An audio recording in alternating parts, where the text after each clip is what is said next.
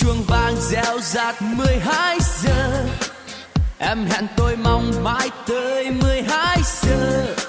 Chưa mừng tan ca nhớ nhớ một người thương. 12 giờ xe đạp loanh quanh xuống phố. 12 giờ sẽ kịp thôi hay nhớ nữa. 12 giờ tâm hồn tôi như đã ngỡ một tình yêu.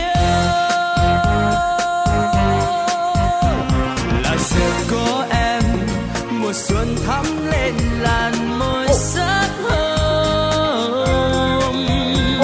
Là tìm thấy tôi tình em hát xoay được kim giờ.